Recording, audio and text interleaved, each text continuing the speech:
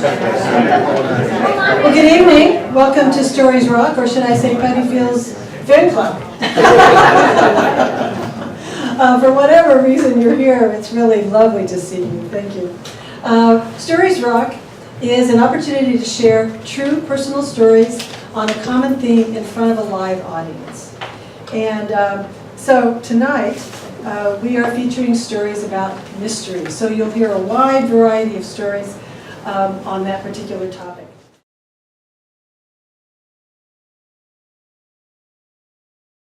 Well, Lizzie Bell has been inventing and reinventing herself all her life. Professional dancer, cowgirl, horse midwife, carpenter, pastor, mom caregiver. Then with the passing of her mother, Lizzie turned her creativity to storytelling, writing, teaching. So what's next? Novels? Playwrights? We will all stay tuned. And a little known fact about Lizzie, she has been a O negative blood type all her life, and has recently been advised by someone she has a lot of faith in that she has to give up her vegetarianism and microbiotics and eat beef. Oh boy, that's a life changer. Lizzie will read, Ladies and Gentlemen, The Mystery of Gender.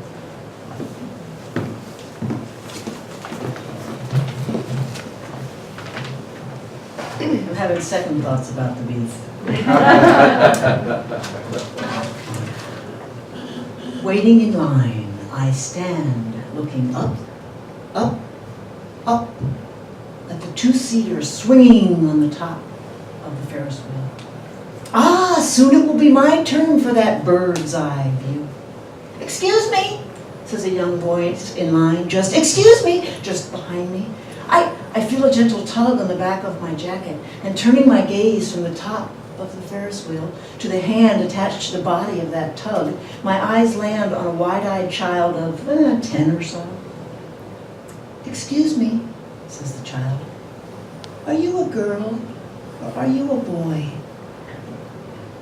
As I see myself mirrored in her eyes, I feel myself gentle. Neither, I laugh. I am a canary. We both laugh. We flap our arms. I canary whistle. A huge smile becomes the face of the child. Next, I hear the Ferris wheel operator announce. My turn at last. I wave goodbye to my fellow canary, take my seat, and lift off. This was neither the first time nor the last time I bumped into are you a girl or are you a boy? Though never before while standing in line at an amusement park. Usually this query arises within the domain of the ladies' room and never spoken out loud. Instead, as ladies emerge from the privacy of their stalls, or upon my entrance into the sanctuary, I am all too often greeted with gasps and fear-filled faces, and some ladies freeze and some ladies take a step back. Meanwhile, a flush arises in my face, while panic takes my breath away, and my heart recoils in embarrassment, shame, anger, numbness. I shrink to a place oh so very alone. Fortunately, experience is a mighty good teacher. As I come to see outside myself and into the eyes of these frozen, fear-filled ladies, and their embarrassment at their own lack of discretion, my own ignominy eases. At long last, in my best Girl Scout be prepared, I enter prepared and no longer surprised and taken aback by these ladies' room encounters. I simply run my fingers through my hair and say sweetly, oh honey, we're all just girls in here. And then I smile, and then I wink.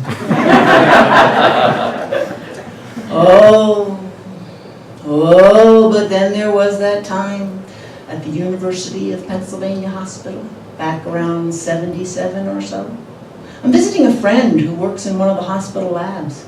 I have to go, you know? The ladies' room, closest to her lab, out the door, down the long hall, around the corner, in a patient area. For the sake of patient privacy, I avert my eyes from patients' rooms as I walk down the long corridor. Turning the corner, arriving at the ladies' room, I open the door. It's unoccupied. I relax my guard. I enter the farthest stall, close the door, and sit. Mid-tinkle, someone enters the room. Then I hear a waggle on the handle of the door to my stall, and then another waggle, and then I spy a pair of shoes on the other side of the stall door. I see she's a she by her shoes. I watch as the shoes back up, and then I see the top of her head. And she's bending over, trying to peer under and up. Or maybe she just wants to see my shoes, or which way I'm facing. Her indignant voice then declares, "This is the ladies' room, sir." "Thank you," I respond in my practiced soft soprano. I finish my business, stand, flush, open the stall door to find those shoes blocking the ladies' room exit. Their lady, arms across her chest, is not smiling. I sashay over to the sink, being sure to mince my steps, wiggle my hips. "Hello," I say to the mirror. Hello, I say, looking in the mirror at the anonymous lady, staring at me. "How are you today?" I say. She turns on her heels and exits.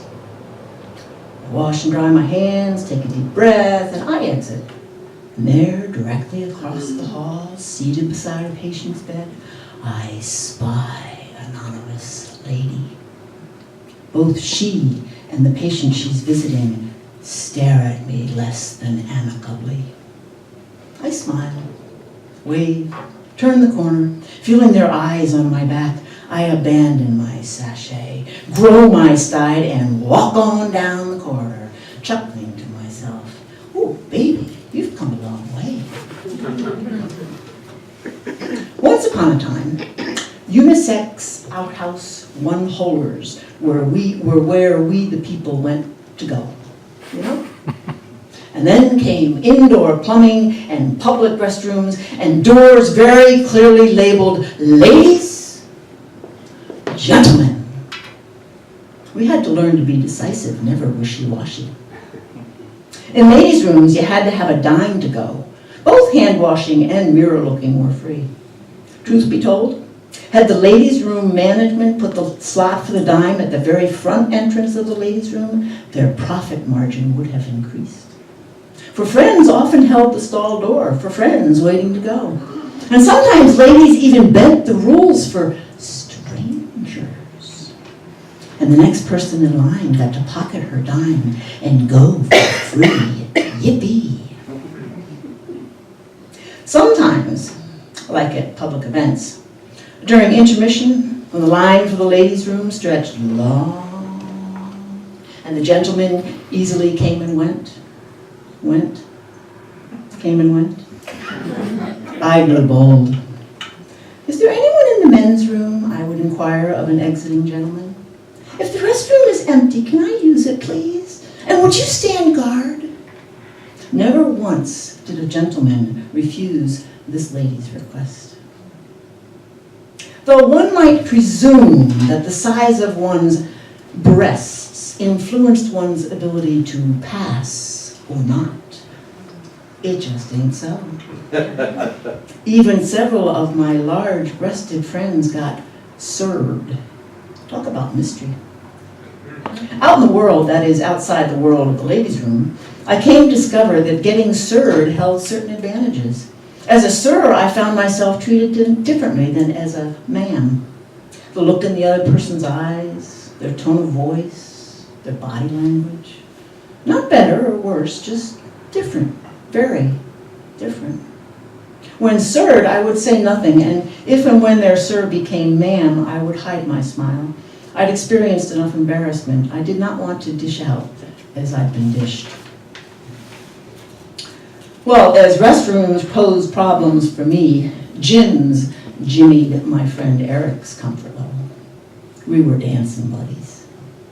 When told by his doctors, "I'm sorry, if you dislocate your knee one more time, we will have to operate," Eric turned to me. "Will you go with me to the weight room, please?" So together, side by side, we lifted weights. He the only openly gay man, me the only woman in the weight room. And then, while jogging the U of R track together, when after a few laps, Eric would take off his tee, toss it aside, and run, feeling the wind on his sweaty chest. "Eric," said I. "Tell you what," said he. "After I take off my tee, you take off yours, and if they arrest you, we'll go to jail together." This was back in '72. We never went to jail, but come to find out, word did get out. Seems an audience used to gather to watch us run. But what did I know? I never ran with my glasses on. The rules of gender have long been a mystery to me. The clothes, the shoes, how you sit, how you walk, how you stand, how you carry your school books, where one is expected to shave, and why. Who makes these rules, I've always wondered. Once I asked one of my professors, "Do you think gender could be a continuum?" "No," he responded definitively. "But," I continue, "nature has no straight lines. I can't think of one, can you? A straight line is a human construct. Even between day and night, there's dusk and dawn. Why would gender be so black and white? Or perhaps I should say pink and blue." And then I started keeping saltwater fish tanks, and everything became clear and rather fishy. Remember the Disney movie, Finding Nemo? You know what Disney didn't tell us? Every Nemo is born hermaphrodite. Yep. Each and every cute little clownfish has what it takes to be either male or female. I kid you not. And they all begin life as male, and most remain male and live as a harem of Nemos in the anemone bed of their queen until she dies. And then one of the Nemos becomes Queen Nemo. Imagine that Disney movie. Parrotfish are also born hermaphrodite, but they get to decide, what shall I be? Shall I be a queen or shall I be a king? Hawkfish? They also get to decide again and again and again and again. Oh, I'll be a girl today, I'll be a boy today, I'll be a girl today, and they go back and forth. Talk about a gender bender. And then there's the cuttlefish. It's not really a fish. He's related to octopus and squid without all those legs. He's a big, flamboyant rogue who wears a huge grin. Get this. The male cuttlefish in mourning, looking for a new mate, splits his appearance down the middle. Imagine. He swims up to a pair, puts himself right there in the middle, and to the male on his one side, he appears a female, and thus not a threat. And to the female on the other side, he's all male, and what a flirt. Talk about cross-dressing. I like to imagine a cuttlefish line dance. I leave that to your imagination. I shall close my little gender mystery with my seahorse tale. I'll say it this way. 'Tis Eve who impregnates, and Adam, who gets pregnant, carries and delivers the babies. Hundreds of babies with each pregnancy. The couple prepares for their mating moment by dancing together throughout the day, especially at dawn. Eve leads this dance, and Adam follows closely behind. And in the ripeness of her time, Eve abruptly turns around so the two stand nose to nose and belly to belly, and she inserts her ovipositor into Adam's orifice and squirts. Then they part. Adam shakes himself all over, and then he disappears while his belly grows big.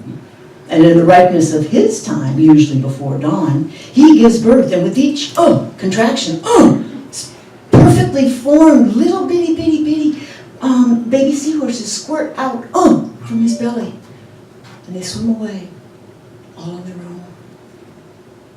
Seahorse Adam and Eve mate for life. When one dies, usually the male, the other goes off and attaches herself to a rock or a piece of seaweed, and she waits for death to come. Years ago, after one of my males died, I watched his mate go off back into the back corner of the tank, and I put my finger to the glass, and she moved. Startled, I suppose, and I followed her. And again she moved, and again I followed, and again she moved, and again I followed. And after several days of this, our dance, one morning I came down and found her waiting for me in the front of the tank. I put my finger to the glass. She moved. I followed. And so she and I danced together for years. It's been a long time since seahorse babies have been born in my tank. Why, you might ask? Seems I now have a pair of Adams. Though I've offered each an Eve, seems my two Adams have made it for life. I've named them Adam and Steve. And each morning they are waiting for me there in the front of the tank, and together we dance the dance. Ah, to have danced with seahorses, I count myself blessed. Gender is rather mysterious, eh?